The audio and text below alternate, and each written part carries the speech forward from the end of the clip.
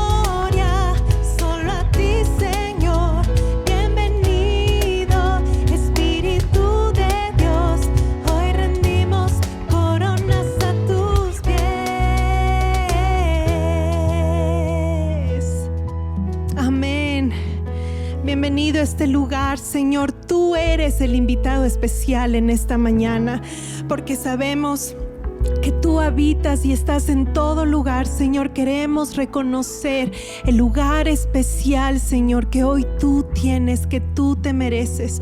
Hoy queremos tratarte, Señor, con honor y adorarte, Señor, con lo mejor, Señor, de nuestro corazón y de nuestros pensamientos, Señor. Padre, toma nuestro corazón, Señor. Hoy queremos que tú seas entronado. Hoy, Señor, queremos pedirte que nos permitas entrar en tu trono de gracia, Señor. Padre, y pedirte que tú abras los cielos en esta mañana. Que tú abras esas puertas, Señor, de los cielos, y que lo celestial descienda a la tierra en esta mañana. Queremos atraer, Señor, las cosas de tu reino a nuestras vidas y a nuestras familias, Señor. Te pedimos, Señor, porque reconocemos tu soberanía, Señor.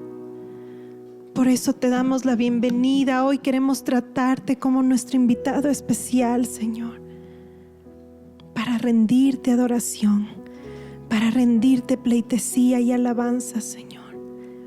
Por eso hoy, Señor, ponemos a tus pies todo lo que somos. Y te pedimos, Señor, que traigas las cosas de los cielos, Señor, a la tierra en esta mañana.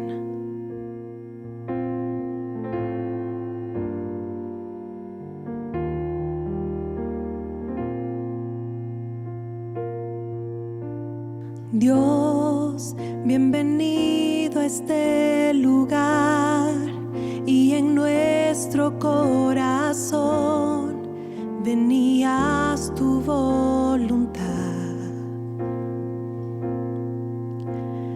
Dios, te queremos conocer con tu fuego abrasador. Ven y muévete otra vez. Espíritu, avívanos, te anhelamos, Dios.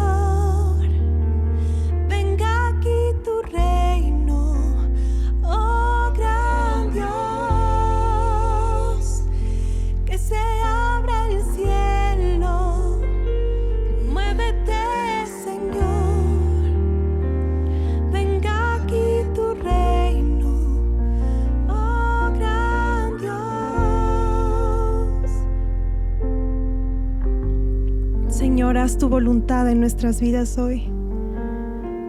Haz tu voluntad en nuestras vidas hoy, Señor. Queremos ser obedientes, Señor. Abre tus labios en esta mañana y dile: Señor, yo quiero ser obediente. Si tal vez hasta hoy he estado caminando en cosas que no son tuyas, Señor, te pido perdón. Pero hoy mi corazón te dice, y dilo otra vez: quiero ser obediente. Quiero ser un hijo obediente, Señor. Porque quiero caminar, Señor, por donde tú caminas. Porque quiero atraer tu reino en la tierra, Señor. Quiero atraer lo celestial aquí en la tierra. Y por eso, Señor, hoy abro, Señor, mi corazón y preparo mi mente, preparo mi espíritu para recibir tu palabra. Y en el nombre de Jesús, hoy yo quiero decirle a todo espíritu de confusión, a todo espíritu distractor en esta mañana, en el nombre de Jesús, que salga de tu casa, que salga de este lugar, porque lo que hoy Dios va a hablar va a plantarse como semilla que va a dar mucho fruto, que va a dar mucho fruto. Y no hay lugar para el enemigo en este momento. No hay lugar para el enemigo en tu vida, en tu casa. Porque Dios quiere habitar.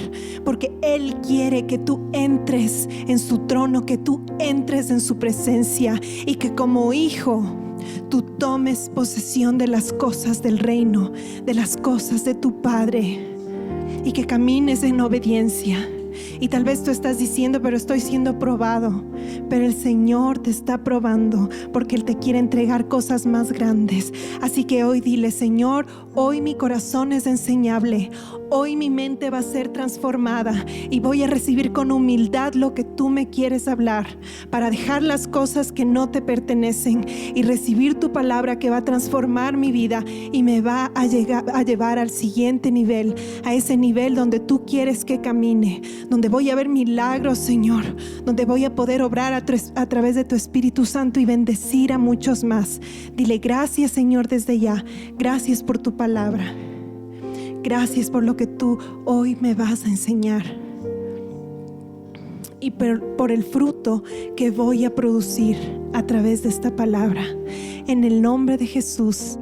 Amén y amén. Querida familia de Dios, les saludamos y les abrazamos desde la distancia.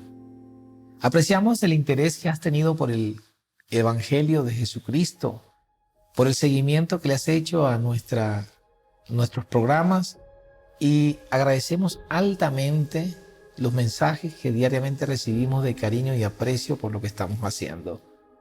Gracias y bienvenidos a nuestra iglesia Epicentro, la iglesia de la verdad, la iglesia de la familia y la iglesia del mover del Espíritu Santo. Gracias a Dios, primeramente, porque usted está allí escuchando este mensaje. Así que puedes compartirlo, esta bendición, con tus amigos, con tus familias que no vivan contigo, con tus vecinos. No sabes lo importante que es compartir la bendición de Dios. Y aparte de eso, no sabes quién está por recibir una palabra que pueda cambiar su vida. Así que comienza a apuntarte en las plataformas y comunícate con nosotros a través de las plataformas que están apareciendo en estos momentos en pantalla. Hacerlo nos satisface y nos motiva a seguir llevándoles la palabra de Dios y a seguir trabajando por ustedes. Agradecemos cada mensaje, los leemos todos, cada mensaje que recibimos en la iglesia. Basado en la escritura de Lucas, hoy estaremos hablando del mensaje de Jesús. Pero comenzaremos a hablar sobre el hecho histórico que rodeó la vida de Jesús cuando caminó entre nosotros y cómo vivía el pueblo de Israel en esos tiempos. Lucas, catalogado uno de los autores de los evangelios más importantes y uno de los autores más cuidadosos por su contenido objetivo e histórico, dio como resultado la opinión de muchas personas, arqueólogos y literarios, sobre la forma de escribir de Lucas. Esto ahí dio como resultado que arqueólogos a través del libro de Lucas pudiese encontrar hallazgos muy importantes, como el caso de William Ramsay a finales del siglo XIX. Gracias a la precisión del Evangelio de Lucas, por el uso de los nombres y de las autoridades de la época, por el uso preciso de los momentos y los lugares, han hecho posible una joya literaria del Evangelio, pero también un mensaje importante para aquellos que seguimos a Jesús y aquellos que no le conocen puedan continuar el camino correcto que Jesús clama en su mensaje. Así que vamos a leer en el libro de Lucas, búsquelo allí en su casa, en el capítulo 3, desde el versículo 1 hasta el 3. Dice el versículo 1, era el año 15 del gobierno del emperador Tiberio, y Poncio Pilato era el gobernador de Judea. Herodes gobernaba en Galilea, su hermano Filipo gobernaba en Ituria, y también gobernaba en Traconítide. Y Lisanías gobernaba en Abilene. Anás y Caifás, continúa diciendo el versículo 2, eran los sumos sacerdotes. Por aquel tiempo Dios habló en el desierto a Juan, el hijo de Zacarías, y Juan pasó por todos los lugares por el río Jordán, diciendo a la gente que ellos debían volverse a Dios y ser bautizados para que Dios les perdonara sus pecados. Vemos en el libro de Lucas cómo menciona tan solo en 3 versículos cómo estaba estructurado el gobierno del Imperio Romano. Dice que en el año 15, o sea 15 años después de que Tiberio César tomara el poder del Imperio Romano, dice que también en ese momento fue gobernador en ese mismo instante Poncio Pilatos de la zona de Judea. Y Herodes era el tetrarca de Galilea. Herodes, que se refiere a la historia, era el hijo de Herodes. Y su hermano Felipe, el hijo de Herodes, hermano de Herodes, hijo de su padre, también era tetrarca de Iturea y de la provincia también de Traconite. Le dieron 2 espacios, mientras que Lisanias fue designado tetrarca de Abilinea. Y siendo sumos sacerdotes Anás y Caifás, vino palabra de Dios en Juan cuando dice en Zacarías, y fue cuando Juan el Bautista comenzó a predicar. Acá nos habla de quienes gobernaban en la época y cómo estaban estructurados los niveles de gobierno, tanto de la autoridad política estructurada del Imperio Romano. Pero vemos también describir cómo era que vivían las personas cuando caminaban con Jesús. Cuando Jesús apareció y ya era un hombre que caminaba en Judea. Cómo vivían el pueblo de Israel. Así que primeramente deberíamos conocer quiénes eran los personajes que ocupaban esos cargos para entender cómo era esa autoridad de la época. Comenzamos por Julio César. Él era un emperador con mucha sagacidad. Él llegó al poder gracias a su madre. Su madre se encargó, tenía una madre consentidora, y se encargó de eliminar, ir limpiando la carrera del hijo, no porque ser muy pulcro, sino fue eliminando a todos los opositores que pudieran hacerle frente a su hijo Julio César. Así que lo fue liquidando, lo fue envenenando a cada uno y lo fue quitando del camino.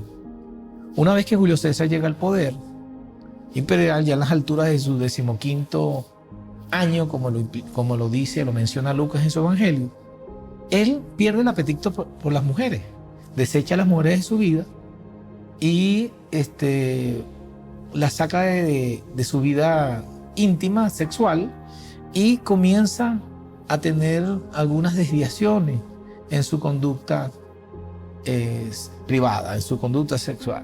Pero también lo hace eliminando a los hombres después de un tiempo. Así que vemos como un hombre comienza a desviar su conducta personal siendo el emperador de Roma. Él se retira en ese momento a Capri. Capri era una zona hermosa del imperio. Él se retira a esa zona. Se crea un palacete allí en Capri y fue en ese momento que se le despierta un apetito por el abuso infantil. Vemos cómo la cúspide del poder del Imperio Romano estaba dirigido por un pervertido sexual, abusador de niños, pedófilo, el cual tenía a una madre consentidora y complaciente, y además de envenenadora de todos sus oponentes. Dice la historia que este infeliz personaje abandonó la dirección del gobierno del imperio y lo delegó en Lucio Tiberio Sejano. ¿Quién era Lucio Tiberio Sejano? Era un hombre militar, estratega, un general muy amigo del emperador Julio César, y a quien este hombre cuidaba muy de cerca y cuidaba también sus intereses. Este hombre también fue el creador de la Guardia Pretoriana, a quien cuidaba exclusivamente los intereses del gobierno. Así que este hombre, en segundo en autoridad de la época, aunque no es que usurpaba, sino ostentaba el poder una vez que el emperador lo deja, se convierte en el primero.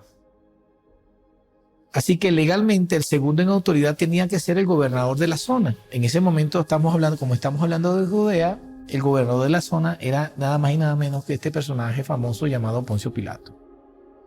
Y fue un hombre muy famoso, pues fue aquel que se lavó las manos cuando mandaron a crucificar a muerte a Jesucristo. Un personaje que con intereses oscuros solamente le importaba que el ámbito donde él gobernaba, que era Judea, estuviera tranquilo y en paz, y que se recogieran al máximo los impuestos a través de los publicanos. Así que a él lo que le interesaba era la paz y el sostenimiento del poder, ejerciendo un poder brutal sobre el pueblo de Israel.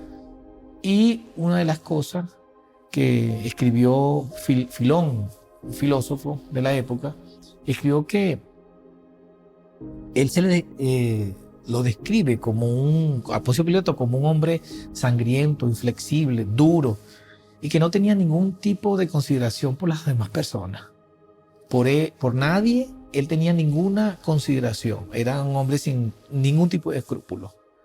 El gobierno de Poncio Pilato se basaba en esto: paz por la fuerza, aunque habían algunos levantamientos de celotes que eran los guerrilleros de la época, pero este gobierno de Poncio Pilato se caracterizó por la corrupción, por la violencia, por los asesinatos, robos, procesos de condena sin ningún tipo de defensa.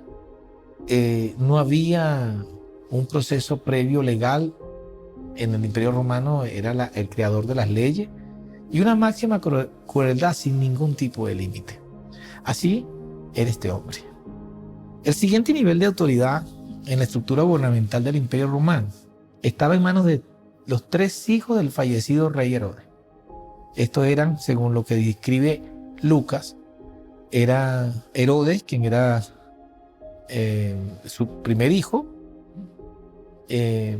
Estaba Felipe, Lisanias, su tercer hijo, y siendo Felipe encargado de 2 zonas del área de Judea.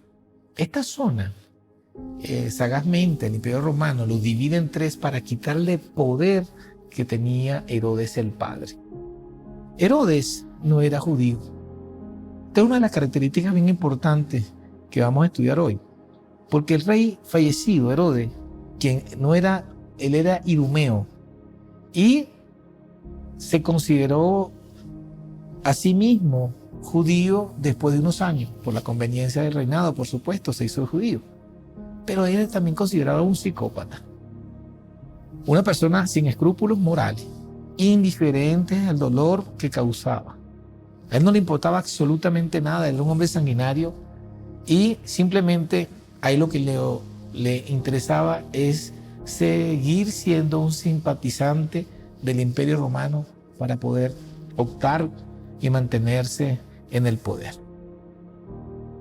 Fue uno de los responsables de la persecución de niños y la matanza de niños, cuando la Biblia describe que 3 reyes se le acercaron a Herodes. A su muerte, el Imperio Romano decidió dividir esto, y como les dije antes, esta zona fue dividida en 3 para debilitar el poder que tenía Herodes el padre. En la línea de autoridad política del pueblo de Israel contaba con un sumo sacerdote, pero en este caso bien característico. Llama la atención que habían 2, uno era Anás y el otro Caifás. Se dice que el sumo sacerdote oficial del Sanedrín era Anás, y que Caifás, quien también era su yerno, el yerno de Anás, fue puesto por Valerio Grato. Valerio Grato era el antecesor de Poncio Pilato, y antes de llegar Poncio Pilato, ya él había nombrado a Caifás como sumo sacerdote. Aunque el pueblo siempre consideró a Anás sumo sacerdote y actuaba como una especie de presidente del Sanedrín, pero como era suegro de Caifás, este último no le interesó ni tuvo ningún inconveniente en que su suegro gozara de los privilegios de ser presidente del Sanedrín. Así que convivieron estos personajes en funciones, siendo Caifás el principal de la conspiración para matar a Jesús. Caifás, pues nombrado por el poder político del Imperio Romano, seguía los intereses del poder político de Roma, así que Caifás junto a Anás formaban una llave para dominar y seguir dominando y aplacando las sublevaciones que habían por los celotes en la zona. Como podemos ver, la gente contemporánea con Jesús estaba en una condición muy desfavorable. Y recuerdo, hago un punto aquí, que Caifás y Anás fueron los responsables de pervertir el templo. Ellos permitían convertir el templo en un centro comercial, cosa que Jesús rechazó posteriormente en la Escritura. Así que seguimos viendo cómo el pueblo de Israel en aquel momento era gobernado por un pedófilo, un degenerado. El encargado del gobierno, a su vez, era un dictador sin escrúpulos. Y los gobernadores eran estúpidos y malvados. Pues los hijos de Herodes eran considerados muy estúpidos, pero con una mezcla de maldad. Entonces, eso era lo que tenían como tetrarca. Por ello, cuando detienen a Jesús, los pasan primero por la autoridad de la iglesia, del templo. Y lo pasan primero por Anás y luego lo pasan por Caifás. Así dice la Escritura. Lo cierto es que cuando Jesús comienza a predicar, a pesar de estas circunstancias políticas, eran tiempos muy peligrosos. Eran tiempos donde era tenaz el hecho de que pudiese predicar la palabra de Dios. Era una especie, o creó una especie de revuelto inmenso. Por eso levantó las alarmas en todo el Imperio Romano. Él se hizo muy famoso. Así que vámonos al libro de Marcos, en el capítulo 1, en el versículo 14 y el versículo 15. Vamos a ver cómo, una vez que ya vimos cómo era la historia, cómo se desenvolvía el pueblo de Israel y sus autoridades, y usted y yo nos podemos meter en ese ambiente para entender, ¿verdad?, el espacio de tiempo que ellos estaban viviendo, cómo eran sus sufrimientos, cómo era su vida diaria con estos gobernantes que dejaban mucho que desear. Así que nos vamos a leer en Marcos 1, 14, 15. Dice: después que metieron a Juan en la cárcel, Jesús fue a Galilea a anunciar las buenas noticias de parte de Dios. En este primer versículo vemos cómo Lucas describe que en aquel momento, cuando describe todas las autoridades, en ese momento había comenzado a predicar Juan el Bautista. Lo dice el versículo 3, no sé si lo recuerdan. Pero en este caso, en Marcos 1, 14, 15, habían tomado la decisión de meter preso a Juan el Bautista. Dice, después que mantienen metieron a Juan en la cárcel de Jesús, fue como un anuncio donde Jesús dice, ahora comienzo yo a predicar. Así que Él comienza a anunciar las buenas nuevas, las buenas noticias de parte de Dios, y decía, en el versículo 15, y esto es muy importante, decía, ya se cumplió el plazo señalado y el reino de Dios está cerca. Vuélvanse a Dios y acepten con fe sus buenas noticias. El libro de Marcos se basa en 4 afirmaciones de Jesús. 1, el tiempo se ha cumplido. Número 2, el reino de Dios está cerca. Número 3, vuélvanse a Dios y arrepiéntanse. Número 4, acepten con fe las buenas noticias y creen en el Evangelio. Y vamos a desarrollar cada una de estas afirmaciones hechas por Jesús.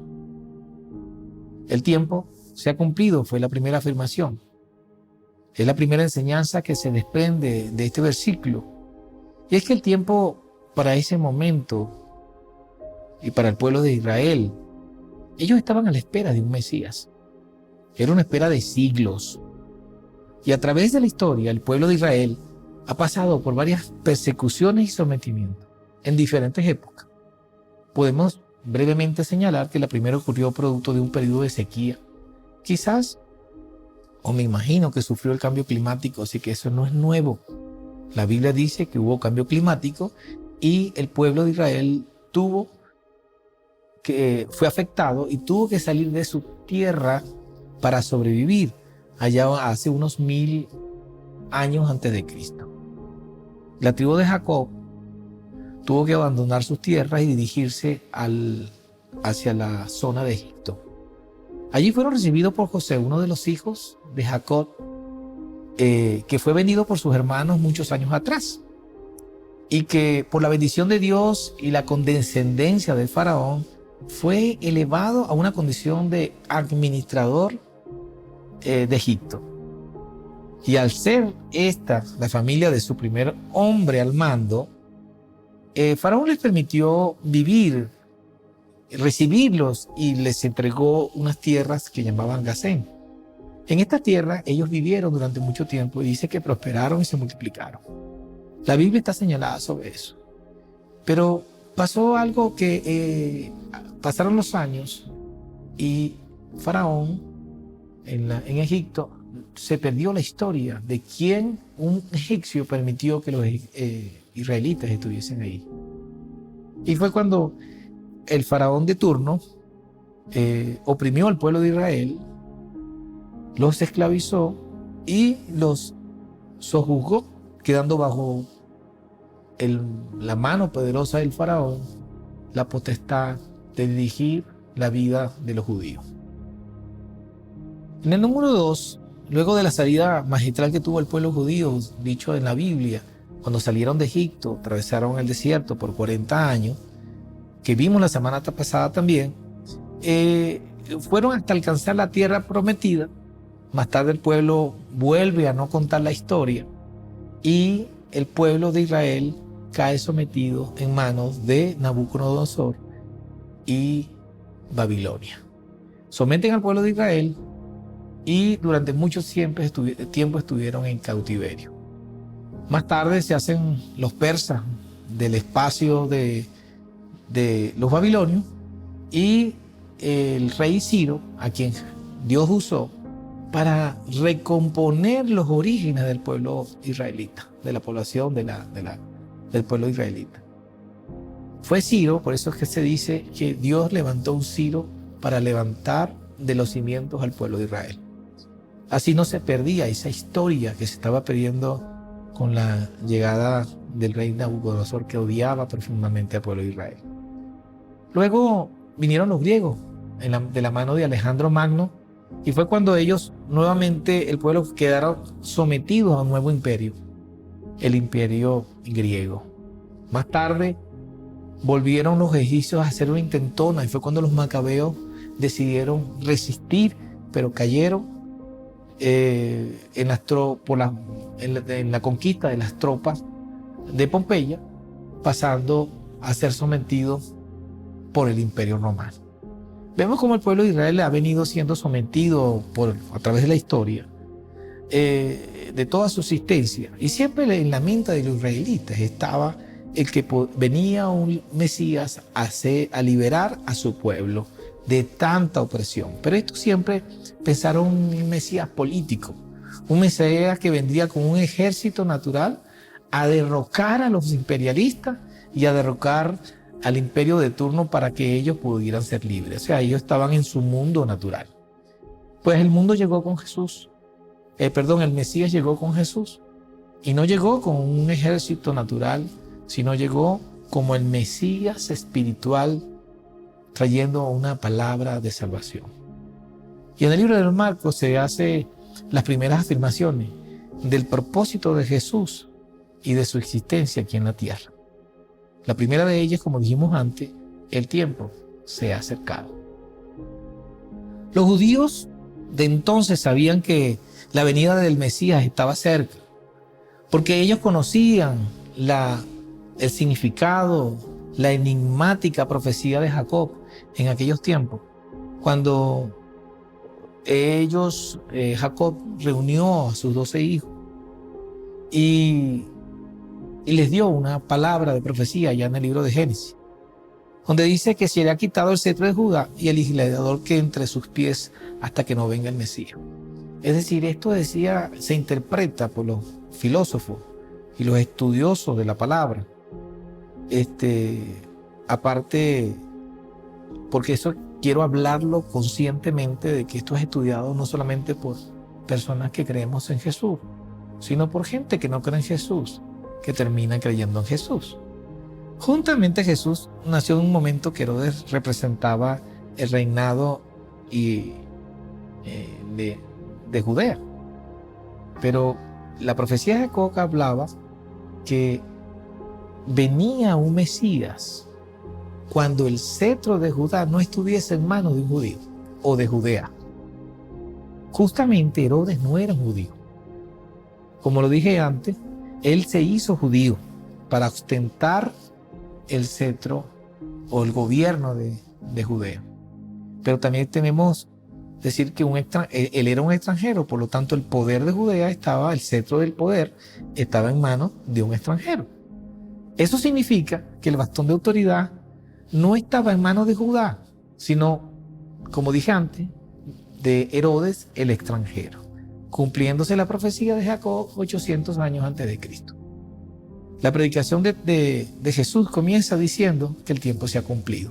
Quiere decir que el Mesías ha llegado.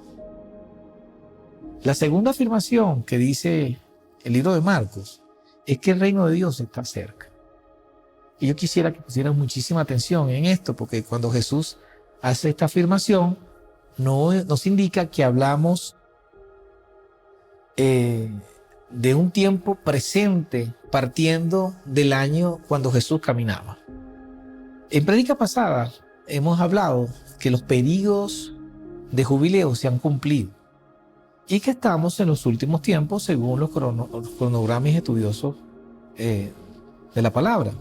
Así que nada pasará que esta generación no vea, y hasta que acontezca no pasará esta generación que en este momento estamos viviendo. Anuncia Jesús que el tiempo de espera terminó.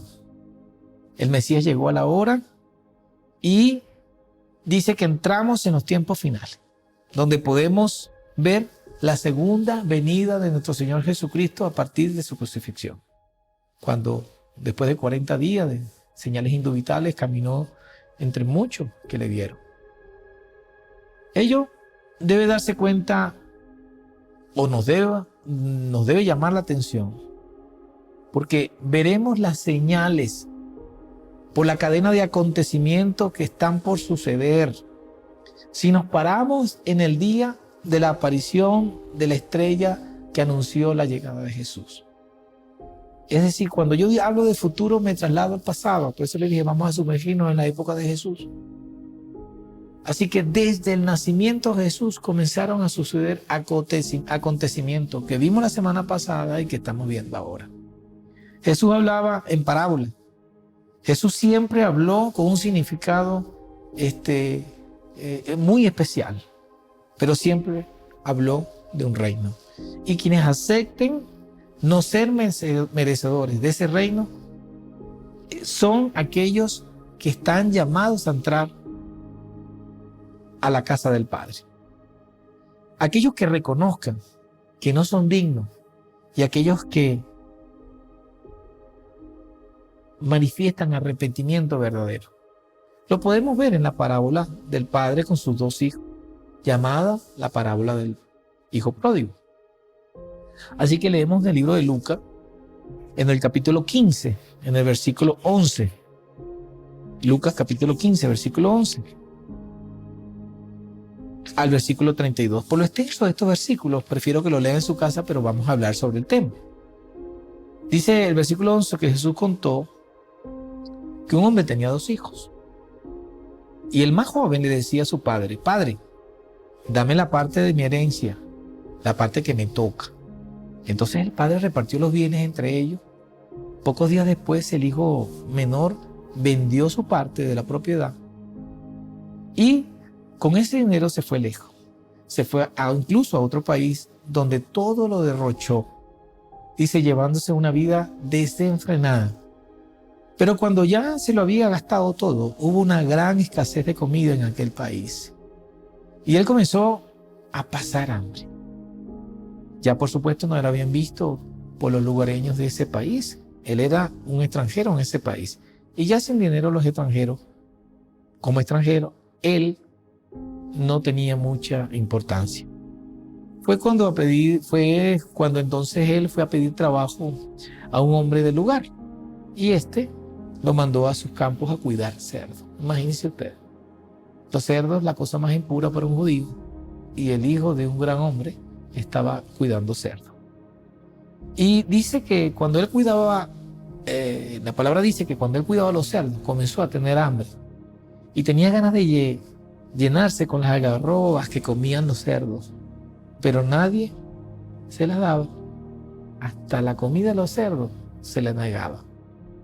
A fin, se puso a pensar, dice que este es el momento de la metanoia.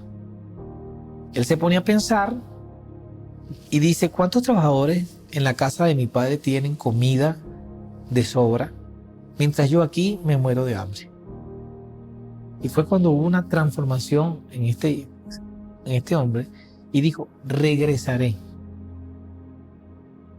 a casa de mi padre y le diré: Padre mío, he pecado contra Dios y contra ti. Ya no merezco llamarme tu hijo. Trátame como uno de los trabajadores. Así que se puso en camino y regresó a la casa de su padre. Cuando todavía estaba lejos, su padre lo vio y sintió compasión de él. Corrió a su encuentro y lo recibió con abrazos y besos.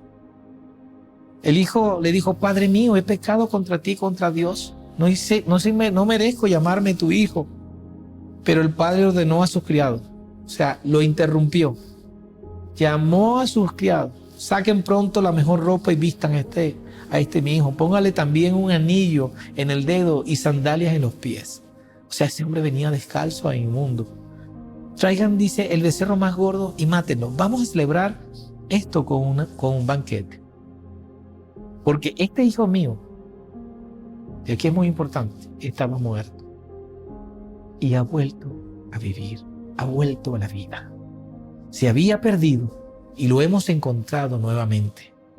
Comenzaremos una gran fiesta. Entre tanto, este hombre tenía otro hijo. Era el hijo mayor. Él estaba en el campo y cuando regresó llegó cerca de la casa, oyó música y oyó un baile. Entonces llamó a uno de los criados y le preguntó qué pasaba o qué estaba pasando en casa.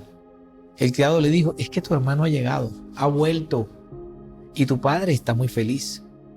Ha mandado a matar un becerro el becerro más gordo porque lo recobró sano y salvo. Pero tanto se enojó el hermano mayor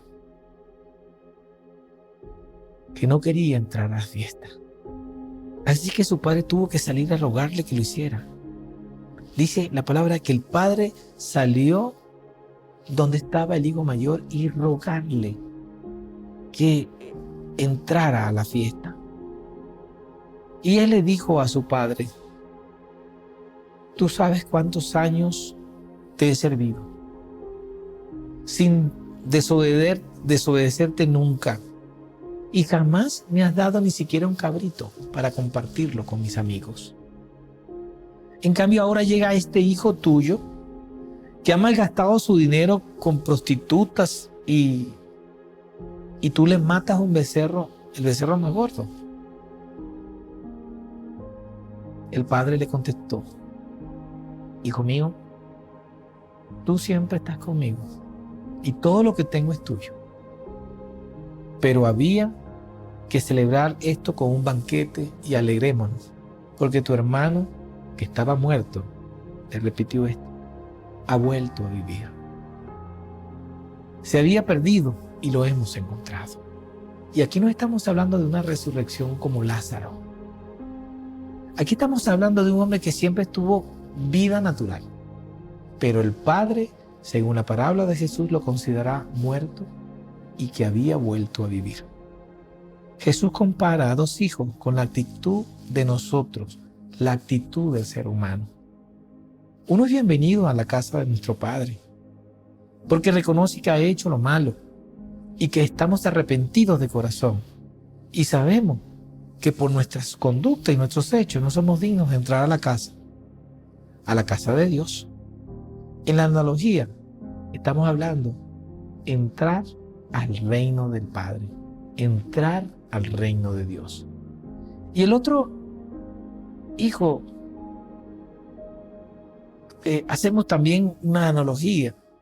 Son aquellos que creen merecer el reino de Dios.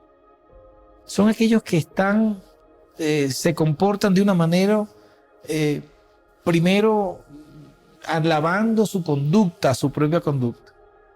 Mientras que el primero expresa verdadero arrepentimiento por ser un hombre pecador y que estaba muerto en las andanzas del mundo y está reconociendo que merece, pues no ser ni siquiera ser su hijo, ni siquiera ser perdonado, pero ahí está el Padre que lo perdona.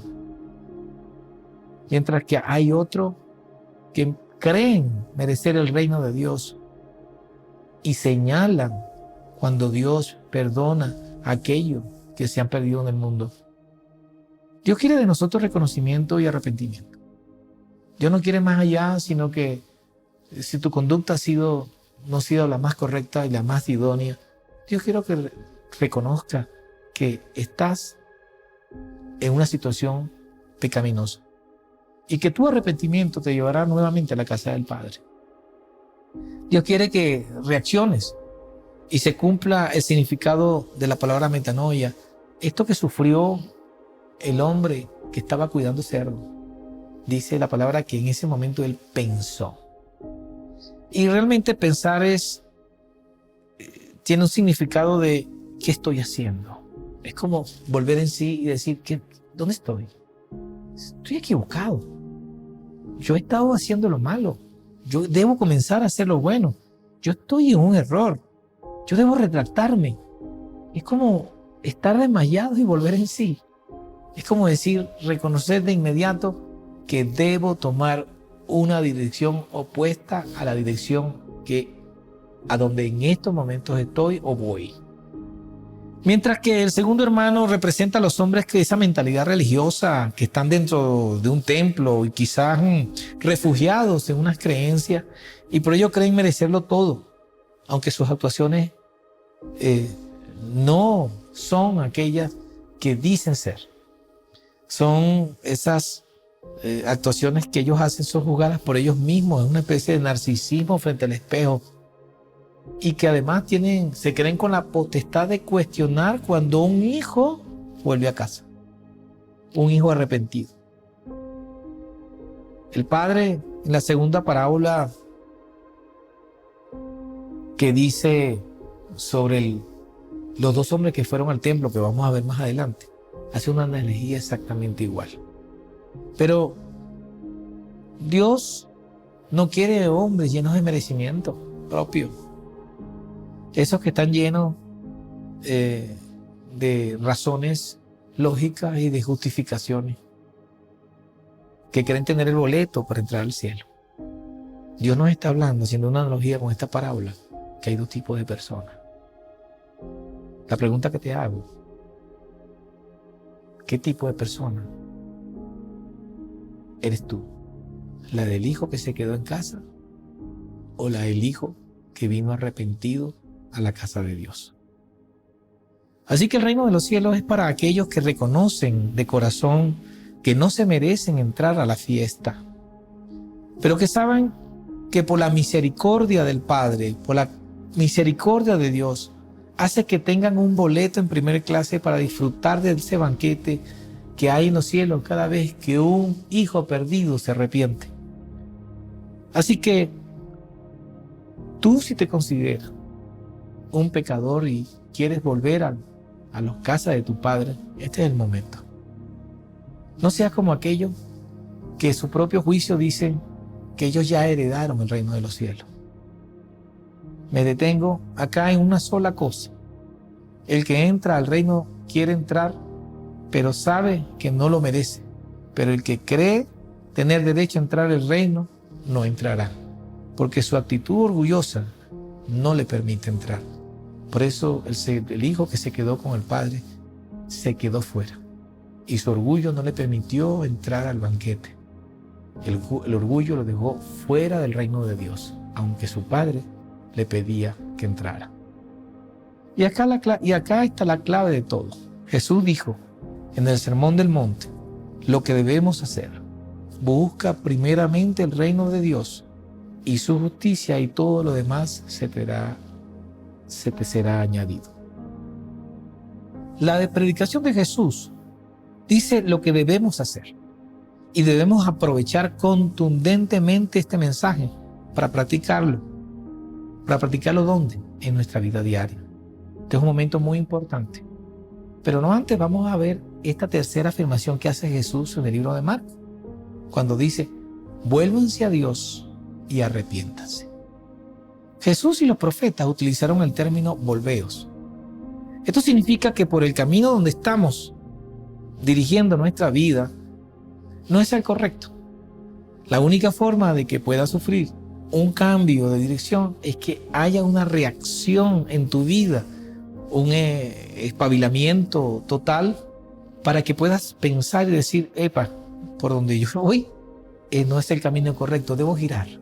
¿Pero hacia dónde? Dice volveos. Volveos significa girar 180 grados en la dirección contraria a donde vas. Así que en el libro de Lucas, en el capítulo 13, en el versículo 1 al 5, habla Jesús que por aquel mismo tiempo fueron unos a ver a Jesús y le contaron que Pilato había mezclado la sangre de unos hombres de Galilea con la sangre de los animales que ellos habían ofrecido en sacrificio. Jesús les dijo: ¿piensan ustedes que esto les pasó a estos hombres de Galilea por ser ellos más pecadores que otros de su país? Yo quiero que pongan muchísima atención a este versículo. Dice: le dijo que no. Si ustedes mismos no se vuelven a Dios, también morirán. Y utiliza la palabra volver. En el versículo 4 dice: ¿o creen que aquellos 18 que murieron cuando levantaban una torre en Siloé les cayó encima, eran culpables que los otros que vivían en Jerusalén? Les dijo que no. Y si ustedes mismos no se vuelven a Dios, también morirán.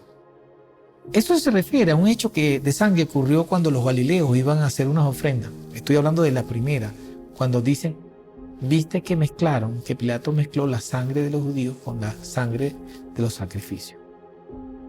Es cuando en un momento de que los galileos iban a llevar las ofrendas, estos momentos de suburbio donde había muchas personas inquietaban a Poncio Pilato. Entonces él infiltró unos soldados de él como disfrazados de Galileo, y estos propinaron algunas puñaladas a la gente con la única finalidad de apaciguarlos, porque tenía información de que unos celotes iban a hacer un levantamiento en ese momento.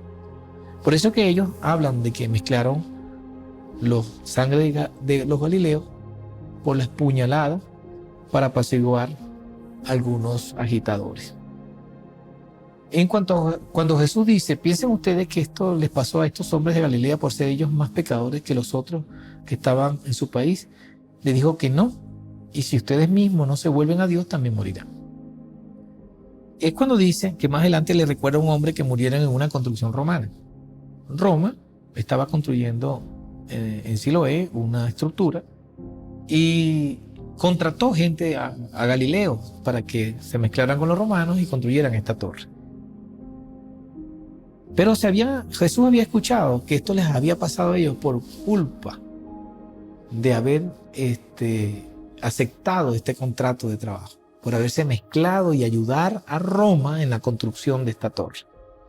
Jesús les dice, ¿de verdad creen que aquellos 18 que murieron cuando la torre de Siloé se cayó encima eran más culpables que los otros que vivían en Jerusalén?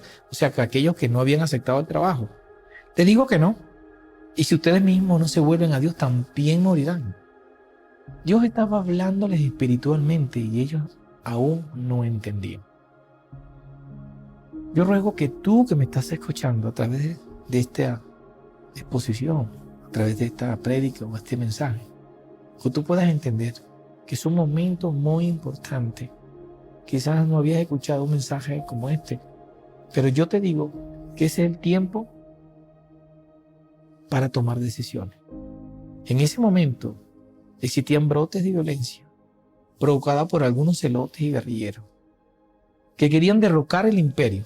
Y muchos tenían la esperanza que el Mesías que venía era instaurar un gobierno político humano para quitar la bota romana sobre ellos. Por eso Dios no hace acepción de personas. Pero si estás caminando de espaldas a Dios y no vuelves tu vida a Cristo, no será de otra manera que tú mismo buscar la condenación eterna. Esto le dijo Jesús a los galileos que le contaban sobre los que construían la torre de Siloé y aquellos que fueron muertos por puñaladas por aquellos infiltrados de Poncio Pilato. Dios es Dios. Y no importa lo que pienses, como pienses, de la manera que llevas tu vida, o las razones que llevas tu vida, tu manera de vivir, tu cultura o tus costumbres, tus deseos y tus inclinaciones humanas. El mensaje de Jesús es bien claro.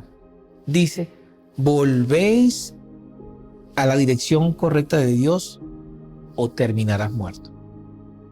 La cuarta y última afirmación de Jesús en este versículo del libro de Marcos dice, acepten con fe las buenas noticias y crean en el Evangelio. Así que nos vamos al libro de Lucas en el versículo 18, en el capítulo de 10 al 14, donde hablan de dos hombres que fueron al templo, como dije antes. Y ambos fueron a un solo fin, a orar. El uno era un fariseo y el otro era un publicano.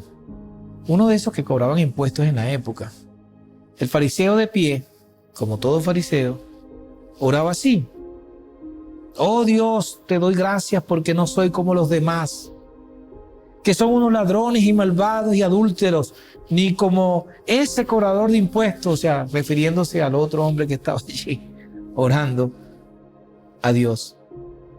Yo ayuno 2 veces a la semana y te doy la 10ª parte de todo lo que gano. Pero el cobrador de impuestos que está allí no hace lo que yo hago, agregó yo. Yo me imagino que el cobrador de impuestos que se quedó a cierta distancia estaba diciendo, pero ¿qué le pasa a este señor? Y ni siquiera se atrevía a levantar la mirada. Así dice la palabra. Específicamente dice así, versículo 13. Pero el cobrador de impuestos se quedó a cierta distancia y ni siquiera se atrevía a levantar los ojos al cielo, sino que se golpeaba el pecho y decía, oh Dios, ten compasión de mí, que soy un pecador. Y lo decía en una voz muy bajita. Era susceptible solamente a los que estaban cerca. Les dijo que este cobrador de impuestos volvió a su casa. Ya justo dice el versículo 14. Sus oraciones fueron escuchadas. Pero el fariseo, el narcisista,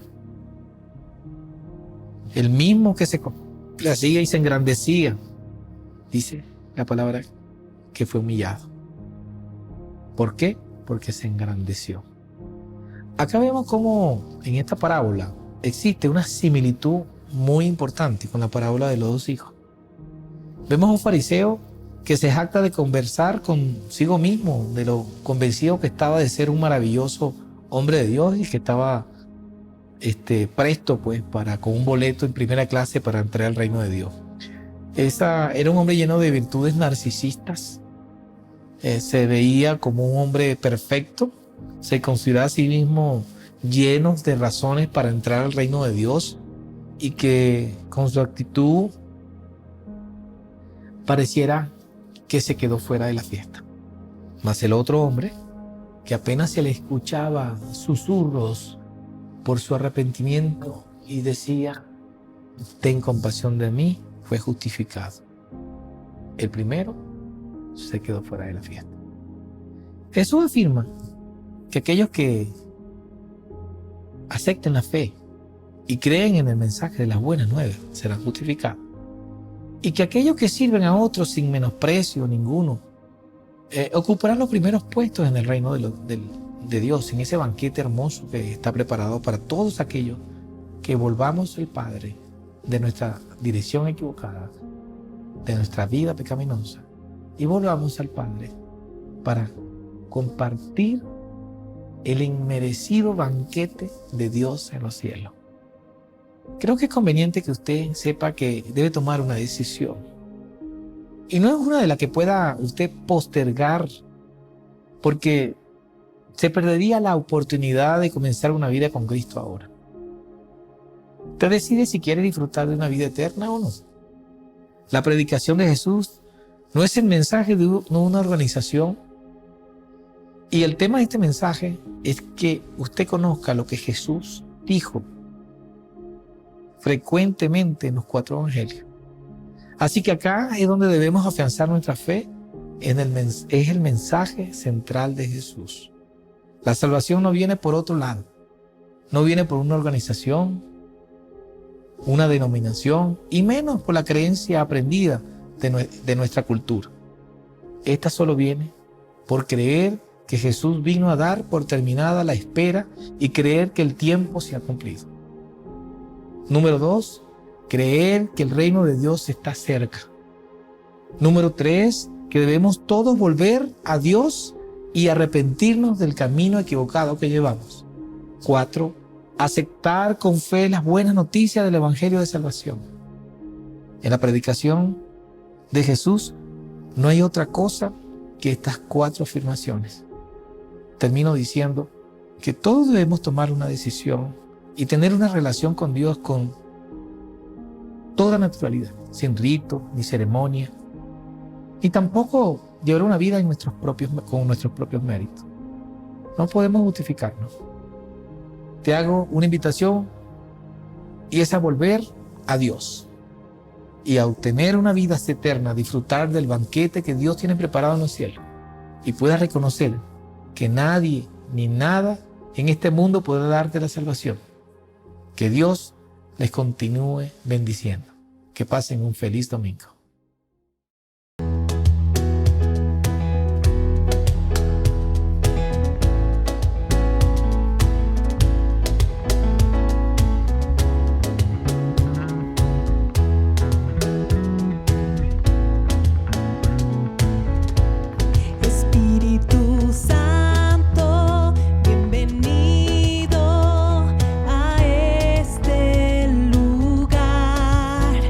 Jesucristo.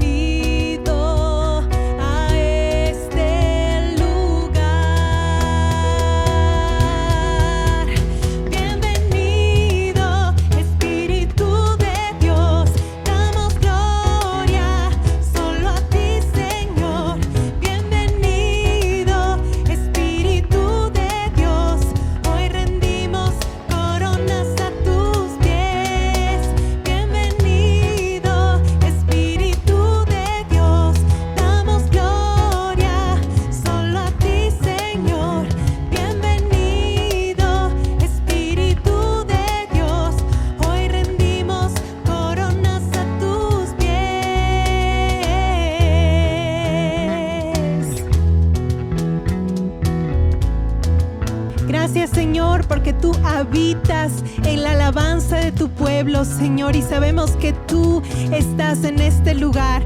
Te amamos, te adoramos y te agradecemos por habernos permitido disfrutar un domingo más con nuestra familia espiritual y en tu presencia, Señor. Gracias, gracias. Amada familia, qué hermoso que es alabar juntos a nuestro Padre amado. Quiero agradecer al Señor por tu vida, quiero bendecirte y también decirte que tengas una excelente semana. Recuerda compartir este mensaje. Recuerda que si no has visto todavía el episodio de Epicentro Kids, puedes ir a su link y revisar el video que hemos subido en esta semana, en esta mañana, y esperamos que ese también lo puedas compartir. Les amamos, familia, y esperamos con ansias hasta el momento que el Señor nos permita compartir juntos. Y hasta que eso pase, nos vemos el siguiente domingo. Hasta la próxima. Dios les bendiga.